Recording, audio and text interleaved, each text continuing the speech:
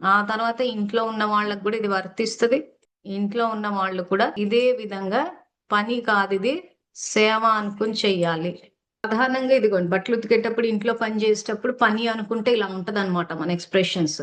అది ఎప్పుడైతే సేవ, ఇల్లు శివాలయము, నేను సేవ చేస్తున్నాను అన్న ఆ షిఫ్ట్, అంటే ఆత్మాన్న స్థాయిలో మన ఆలోచన సమర్థమైన ఆలోచన. పని అన్నది వ్యర్థమైన ఆలోచన, సేవ అన్నది సమర్థమైన ఆలోచన.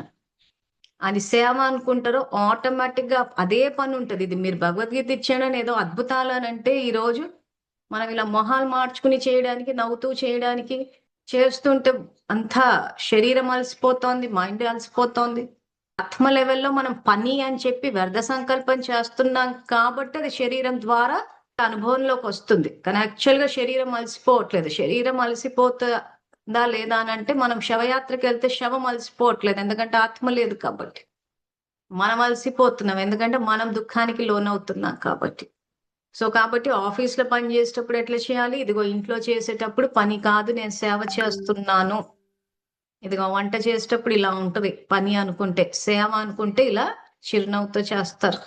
ఊడ్చేటప్పుడు తుడిచి తుడిచి చేతులు, నడుము, కాళ్ళు నొప్పులన్నీ పోతున్నాయి, వస్తున్నాయి అనుకుంటారు. ఇదిగోండి సేవ చేస్తే ఇలా ఉంటది. మళ్ళీ ఇలా ఏదో కింద ఊడుస్తున్నారు కాబట్టి మాప్ పట్టిందని కాదు, ఇది అర్థం కావడం కోసం అని ఇమేజెస్ చేసి చేసాం అంతే.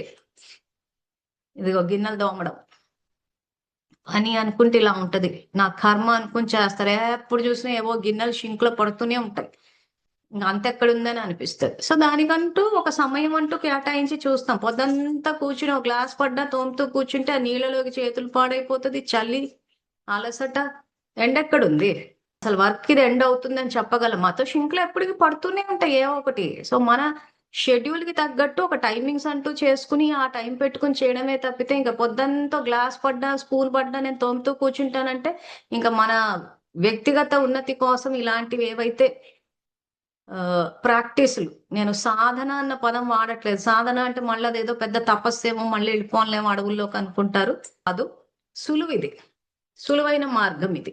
అందుకే ఈ రోజు ఇళ్లలో వరకు వచ్చేసింది. మీ ఇళ్లలో కూర్చుని కూడా నేర్చుకునే అవకాశం వచ్చేసింది.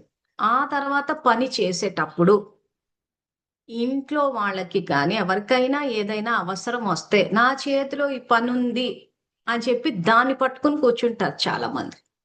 మనం సూర్యకాంతం సినిమా ఇది కూడా చూసాం. బయట నుంచి ఎండలో నుంచి వస్తే ఏమైనా నీళ్ళు ఏమన్నా ఉందా, ఏమైనా గాలి ఏమన్నా ఉందా అంటే, అక్కడ వాళ్ళకి, అంటే మీకు ఉదాహరణ ఇస్తున్నాం ఇక్కడ, ఎవరికైనా దాహం గాని ఆకలి గాని వేస్తుందంటే దానికి ప్రాముఖ్యత ఇవ్వాలి.